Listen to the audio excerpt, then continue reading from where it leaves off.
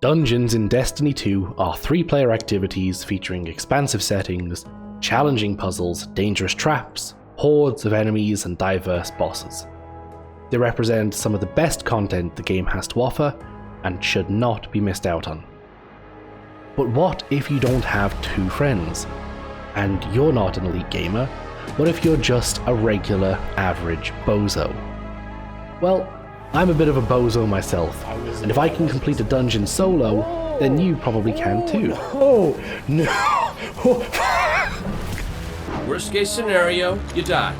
Welcome to my kitchen table, we're doing Shattered Throne. There are currently 7 dungeons in Destiny 2, with Shattered Throne being the oldest and, arguably, the easiest. Each dungeon is divided into multiple encounters which range from jumping puzzles to boss encounters. I think I'm toying with this idea that if I get through this really quickly, I will do another run trying to only do it with malfeasance. Our first encounter here is called Erebus. You must defeat 8 taken mini-bosses known collectively as the Labyrinth Architects in order. Each architect you defeat will point you towards the next one on the list. You always start with the knight directly ahead of you, and always end at the bird diving down in the center. The rest of the order is random.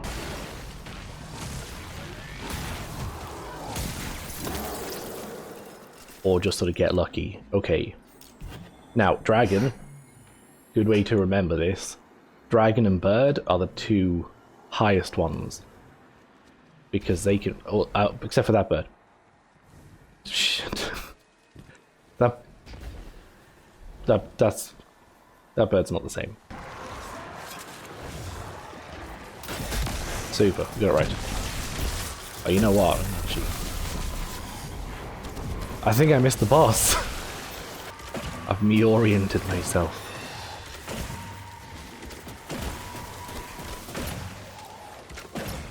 Right, this gotta be done in a sec.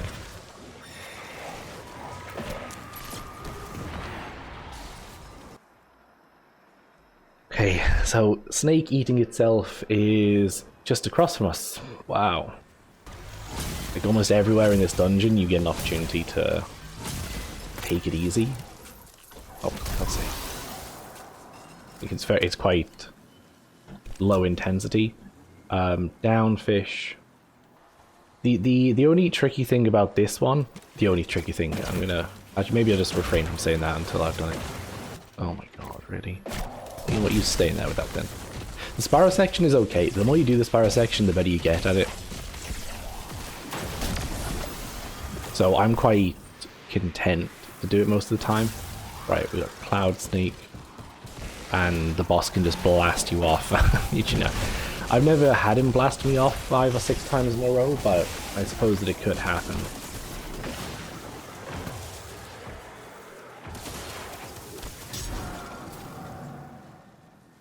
Right. Bird.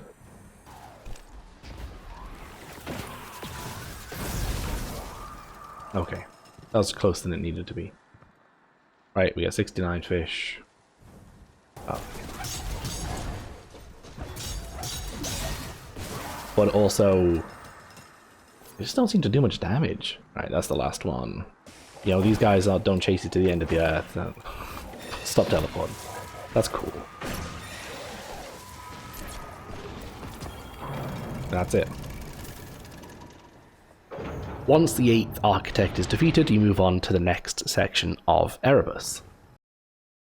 After jumping down the hole and jumping off a cliff and running up some stairs, you come to Asterion, set apart, the last architect on our list of very naughty boys. Beating Asterion will open the doors to the next gauntlet. In here, you can choose to pick off each enemy from a distance, very methodically, or you run as fast as you can. Once through the gauntlet, you'll find yourself on some crossbeams with large taken ogres and big black balls, all spawning in with the sole purpose to upset you. Again, you can choose to be methodical or run for your life. I find myself dying in this bit even Even if I'm not trying to do it solo. Even if all the ogres are dead. Bit of a skill issue, I suppose. It's super slippy. They oiled the whole thing up. I imagine these ogres very greasy. But if we take our time, if you try and run through it, unless you're really, really good, and you can like well skate over the place, then the ogres will just, they got a ton of knockback in their attacks and they'll just blast you off the edge. Well, we're going to avoid the balls by going the most sensible route. I think like 1 or 2 more ogres should spawn and they'll be the most problematic ones.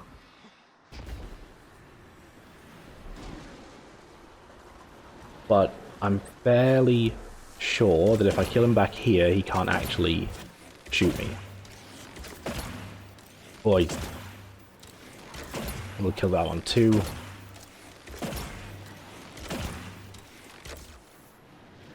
Yeah, we should be good. The only thing that's going to stop me now is how sweaty my hands are. Okay, I don't want what's in the secret chest because it's normally really bad.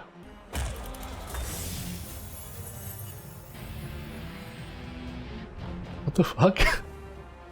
A forced slow section through the thrallway, and then one final enemy and jumping puzzle section brings us to Vorgeth, the Boundless Hunger. Our first boss in the dungeon, and the first real challenge we've encountered so far. And then we're pretty much at the end. Okay. There was a guy there. Gotta find him.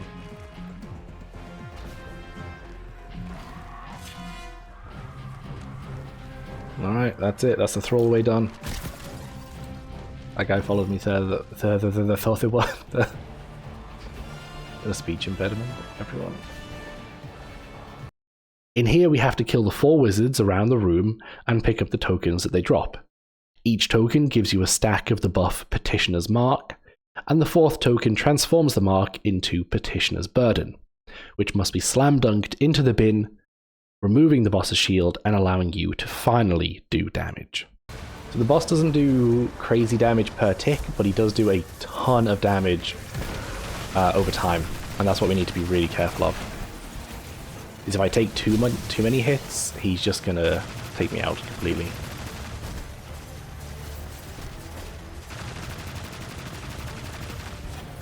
I kind of wanted to do this without using... So I'd said to myself that I wouldn't use raid weapons for doing this all. And here I am already using the raid weapon.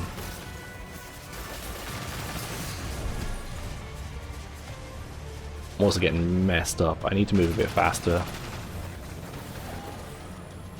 Okay, that's good. That one's nearly dead.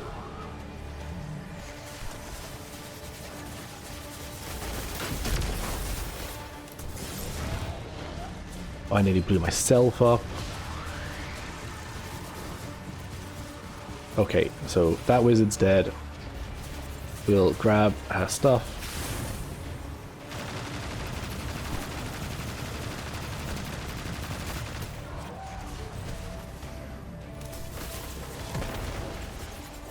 We calm that grenade. Okay. Just gonna be really careful about not getting killed by the boss. That's my biggest worry, I think. The boss will just mess me up here. Right. Oh, a challenge completed. Okay.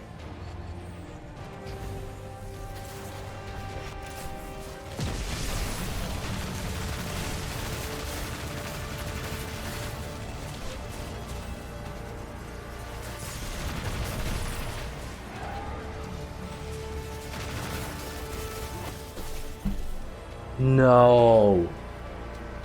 No. Damn. I think I'm gonna have to start again. Yeah, I said I would.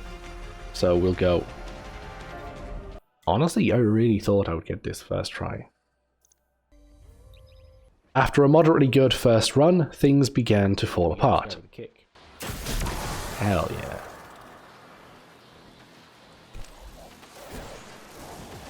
Crop the top of the image because it looks like I'm sunk into the ground. Well, what if I just stood up straighter?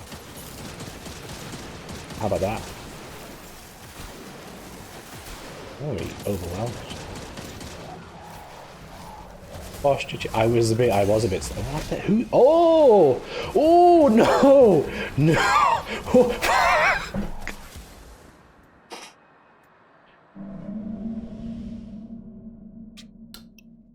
Oh, baby.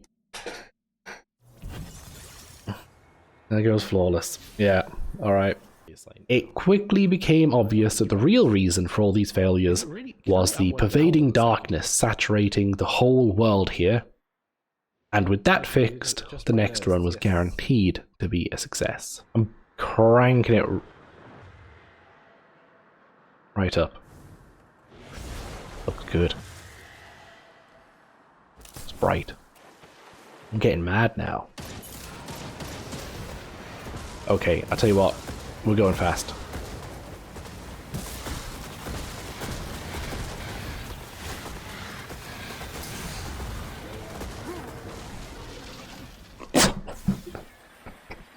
So fast. The fastest man in the whole world.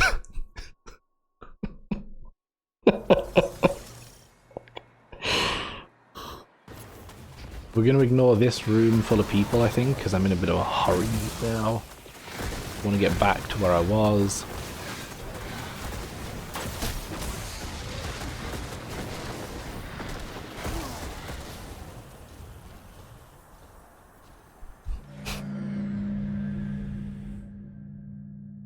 Nobody look. Don't look at what just happened.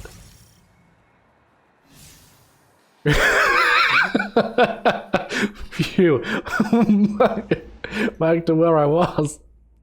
I don't think that the way to do this is to go fast. I've actually had a change of heart on that.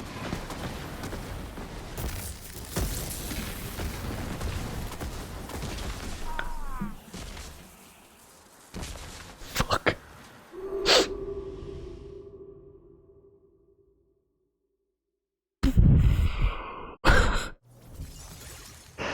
Oh my god.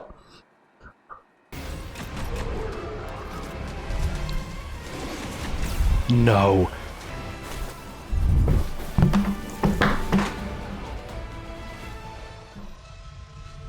No. This is so fast. I am so dead. The second the ogres start to please stop, ogres.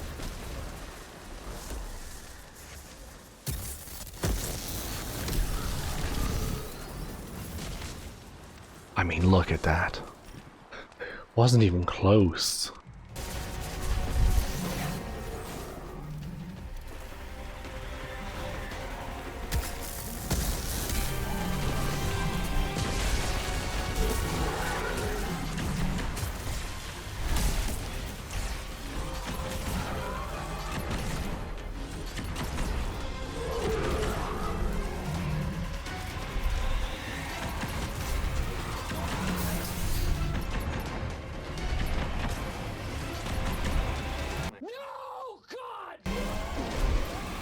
Man, are you serious?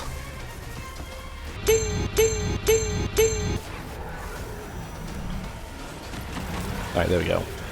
It was literally one hit away. After defeating Vorgeth, there is another section of running and jumping and killing easy enemies. This is probably one of the least dangerous areas in the entire dungeon, and dying here is pretty unlikely. It is worth being careful at the taken blowy walls, but otherwise it's a clear path to the next and final boss, Dull Inkaru, the Eternal Return. Similarly to the Vorgeth fight, we have to get tokens in order to damage the boss. In this case, we have to take out the 3 large knights, defeating them in quick succession so that the timer on the buff doesn't run out. The more stacks of the buff you have, the more damage you will do to dulling Karu, and picking them up closer to each other will give you as much time as possible for damage.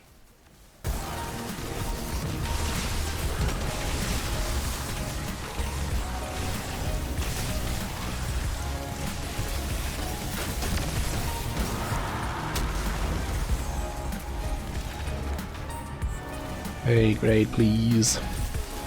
I want them all dead, sort of within a certain period of each other.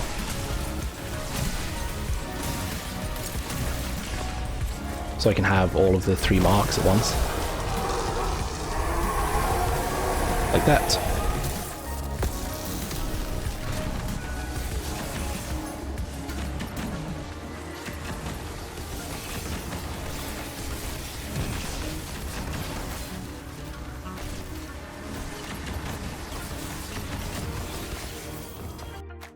Off you go. Oh. Okay. Done. Oh, look. It counts as doing it as a team. Look at all of the stuff I got. So I will now return myself to orbit. Thank you again to Dr. Pepper. Thank you to everyone for watching. I will see you next time. Watch me tab out.